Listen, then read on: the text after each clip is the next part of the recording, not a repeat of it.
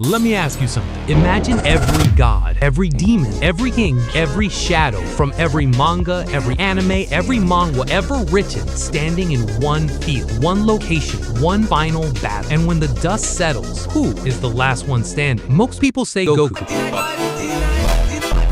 The warrior who fought gods, shattered universes, and somehow still finds a way to grow stronger. For over 40 years, the world treated that answer like law, and honestly, it made sense. Goku became more than an anime character. He became the symbol of limitless growth itself. But then, a manhwa appeared, a gate opened, and a man walked out of a dungeon. Jinwoo looked at everything Goku represented and quietly answered, not enough. Today, we settle this debate, not with fanboy screaming, not with fake power charts, but with arguments so sharp, so devastating for both sides that by the end of this video, you genuinely will not know who wins anymore. And that is a promise. If you are new here, this channel dives deep into anime, manga, and manhwa analysis every single week. So subscribe now, because this is exactly what we do here. Now, let's start with the man the entire world chose first, Goku. Born in 1984, and for decades, he has been the universal answer to one question: who is the strongest anime character ever? That is not nostalgia, that is earned.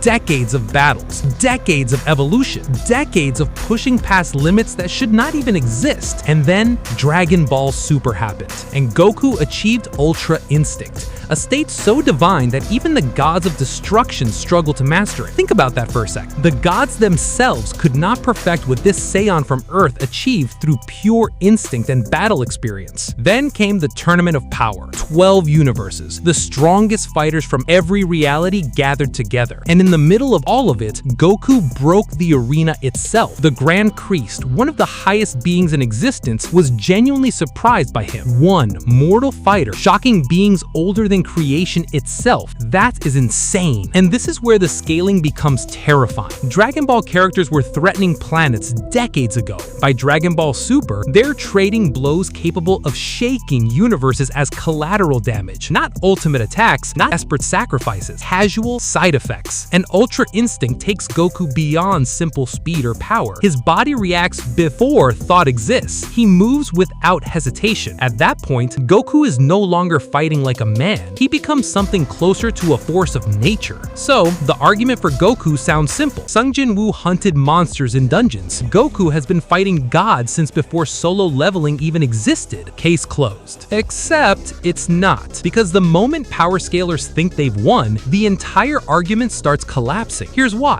Goku has lost before, multiple times, against opponents weaker than his theoretical peak. Why? Because raw power is not everything. Strategy matters. Psychology matters. Reality manipulation matters. And most importantly, the rules of the universe matter. That's where Jinwoo becomes terrifying. Jinwoo didn't simply become stronger. He became something strength itself cannot properly measure. At the end of solo leveling, Jinwoo transcends the system, and that detail changes everything. The system was not just a leveling mechanic, it was the structure of reality itself, a divine machine created by higher beings to govern hunters, gates, power, and existence itself. And Jinwoo didn't just conquer that system, he outgrew it. The system could no longer define him, measure him, or contain him. That is not strength, that is transcendence. And here's the argument Goku fans struggle to answer. Dragon Ball operates inside a closed loop. Fight stronger enemy, become stronger, transform again, repeat forever. The ceiling rises higher every arc, but it's still a ceiling. Jinwoo eventually becomes something outside the ceiling entirely. He commands death, shadows, time, dimensional existence. He resurrects armies, rewrites outcomes, carries the dead with him like an immortal kingdom walking behind one man. These are not power levels anymore. These are conceptual abilities, and that distinction matters more than people realize, because Goku's greatest strength is combat evolution. Jinwoo's strength is dominion over the rules of existence itself. Goku enters a fight trying to overpower his opponent. Jinwoo enters a fight controlling the battlefield, the death around it, and potentially the reality governing the battle itself. Case for Jinwoo closed. But Dragon Ball still has one final counter-argument, and it's dangerous. The Super Dragon Balls. Artifacts powerful enough to reshape reality across all 12 universes simultaneously, meaning Dragon Ball absolutely does contain reality-altering mechanics. And then there's Ultra Instinct itself. People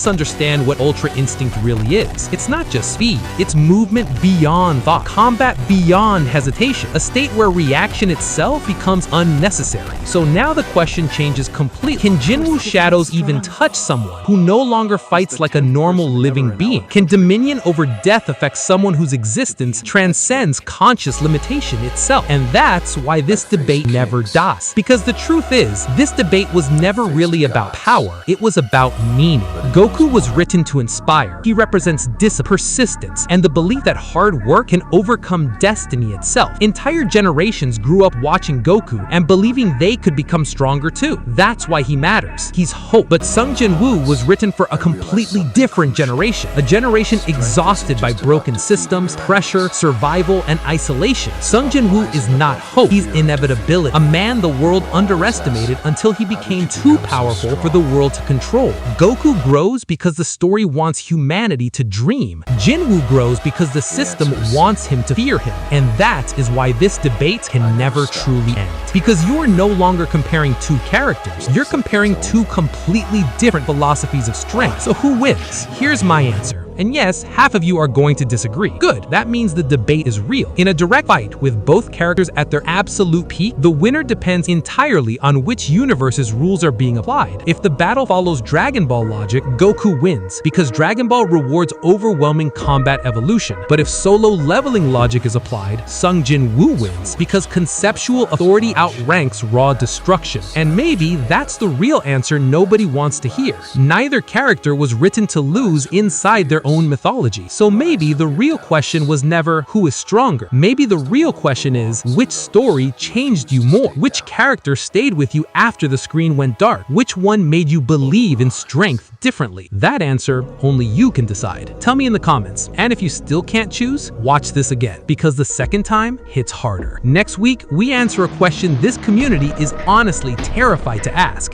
Is Kim Dokja actually smarter than every protagonist in fiction combined? The evidence is terrifying. Subscribe.